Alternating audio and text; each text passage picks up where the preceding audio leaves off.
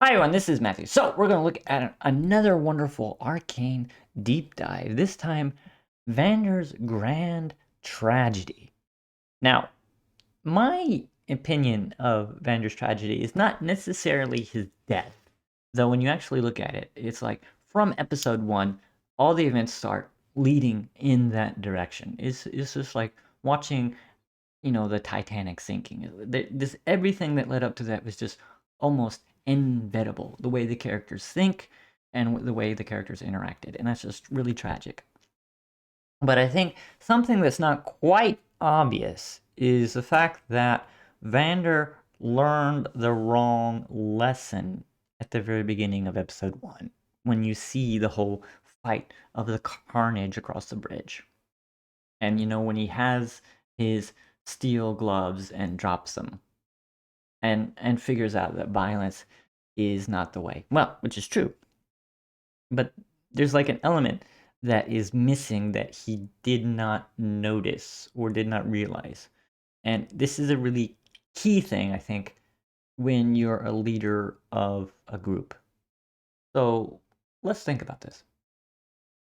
So, first of all, Evander is a very nice person, and he is in charge of the lane. So, this is an area of the Undercity, as far as we can tell, from the maps and everything.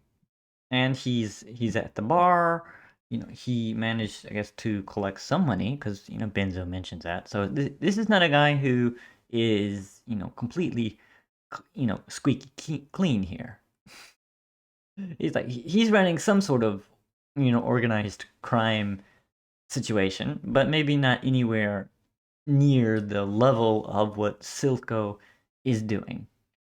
Basically, Vander is doing what he can to make sure that people survive and probably at least thrive a little bit in the lanes, making sure there's no conflicts. Because we see in the first episode that Vander comes in when there are two people who are trying to basically give Hugs a bad deal, and they agreed to one price and then decided that they would give him a lot less.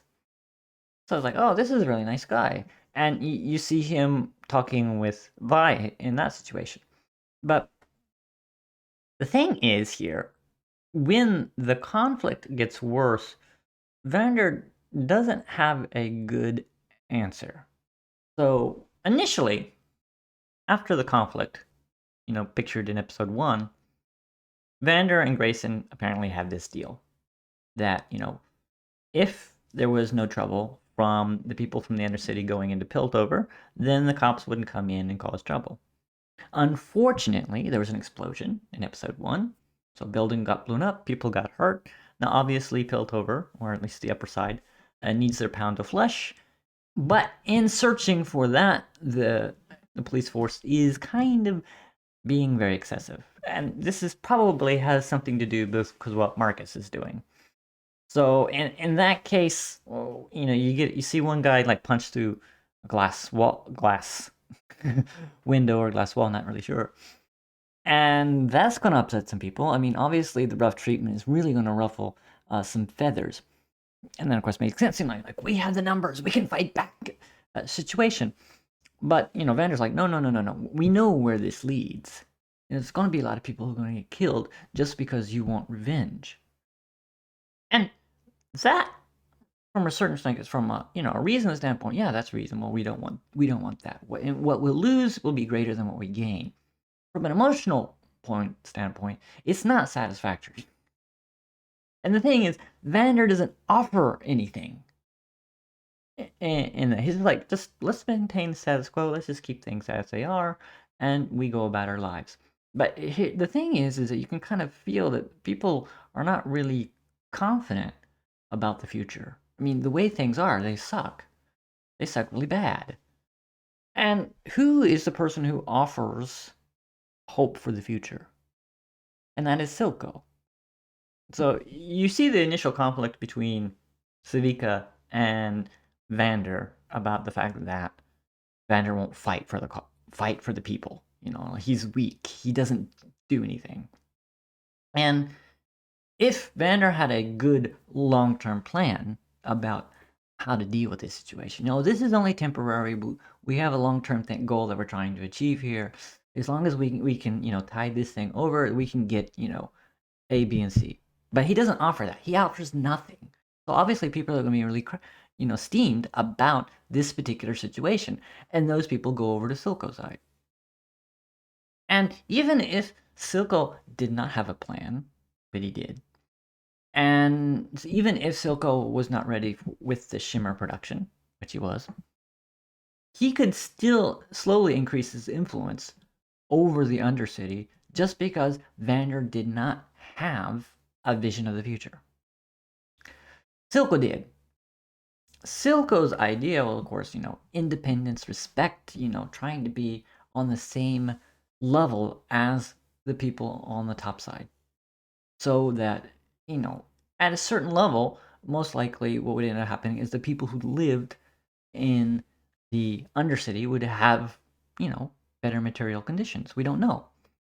But at least that was kind of the idea. And even if Silco was kind of vague about it, what would that lead to would be other people starting filling in the blanks for what the future would be better for them if they sided with Silco as opposed to sticking with Vander. Vander is the safe option in the short term. But if, for example, the Piltover cops get more aggressive and they get more invasive because they're still looking for someone, or if, for example, Silco does something that gets the cops to come in more to actually create more of a rift between the two, then, everything will work in his favor, Silco's favor, that is, so that, he has enough people on his side to fight back. So you can look at this. This entire situation was just untenable for Vander in the long term. I mean, you can kind of see the fact that even when Vi was kind of upset with the fact that Vander wouldn't fight back, and it's natural. It's like, Powder was almost going to be kidnapped. I mean, there are all kinds of situations going on here. And it's like, why are you not fighting back? And it's like, well, because of this. Other people will be sacrificed. Do you want, your family to be sacrificed just because you want revenge at someone who has, of course, treated you like crap? And probably in the short term, the answer would be, okay, I don't want that. But unfortunately, Vander doesn't offer anything else. So, but there is hope, which is wonderful. So there is hope. Unfortunately, Vander doesn't make it through the rest of the episode, but Ekko does. And Ekko gets it. So Ekko pretty much says this right here. It's not enough to give them what they need to survive. That is all that Vander has done. You need to give them enough to live. So Ekko pretty much learned the lesson from Silco, and maybe on his own accord as well, in that doing the very minimum is just not going to be satisfying people. Even when the chips are down, you need to give them a reason to move forward, to, have hope for the future. And this is something that Silco provided, even though he didn't really care about the methods. He was more Machiavellian about that. Now, from his perspective, it's possible that, the Undercity is in such a weak state that anything would be good.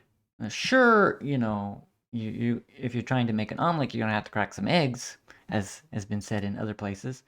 So Shimmer, yeah, and it has some side effects. And there may be some addictive elements to it, but you can use it as leverage to have the people upstairs leave them alone.